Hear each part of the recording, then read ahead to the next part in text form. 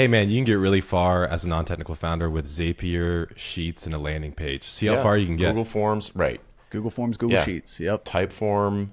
Yeah, there's so much. I mean, look, in the 90s, the late 90s, none of that stuff existed. You had to buy books in the store, and you're configuring your own Apache server. But it's not like that anymore. Like, Right. you can come up with, I mean, now, of course, I'm sure all of these people are like, oh, it's going to be like Uber, but with AI, or it's going to be like whatever with AI. So Say we would have a profitable business if we just collected like a 10 cents tax every time we heard it's going to be X, but with AI. But so here's the genius thing, especially for AI, much so more so than mobile, or like trying to come up with a responsive interface, you can fake it with humans.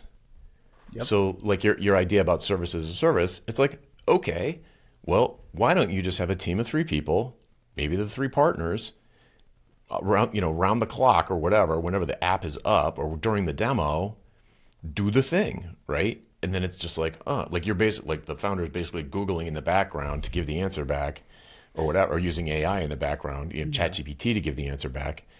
But just stand on the shoulders of giants, leverage all of this. It's just like an incredible amount of code that exists now that didn't exist 10 or 20 years ago. Yeah. And stitch the thing together.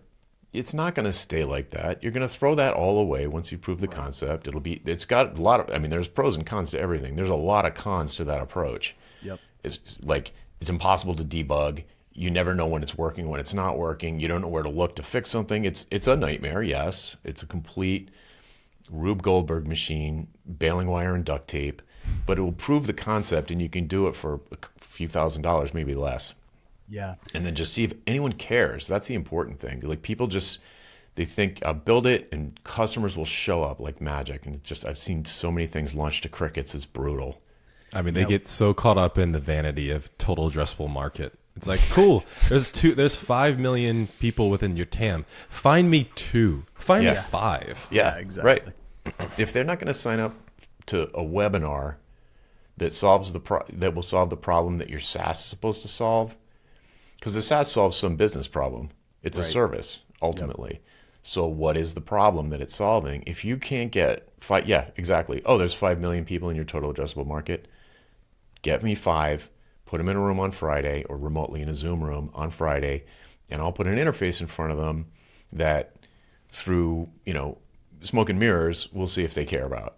And and they're like, well, where am I going to find those people? It's like, well, you said there were 5 million, like they're just sitting there.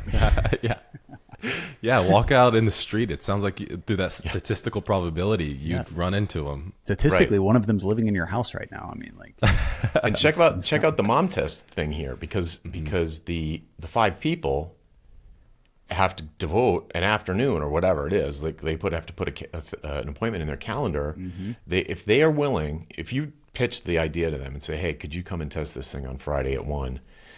You can do it on Zoom, or you can come in person. We just want to see you using the interface and see what you think and get your real-time feedback of like your reaction to it. Then if they're willing to do that, you could, I mean, the interface might stink. They might not like that. But if they were willing to spend an hour based on your articulation of the solution, or whatever you said to them, that's a really good sign that they're like, there is a demand, like there's some pain that they're wrestling with that they would love to find a solution for, even one that's not ready yet. So that's actually, the mom test is one thing. The sprint book is another thing. It might be great advice for non-technical founders to read those 2 books, because they're both incredible for this exact kind of person. Yeah. And it's, compared to the amount of money that you could spend building the wrong thing, spending a week or 2 weeks of your time reading a couple of books is about the cheapest solution that you can find to make sure you're not, flushing lots of dollar bills down the drain. And time, the opportunity cost,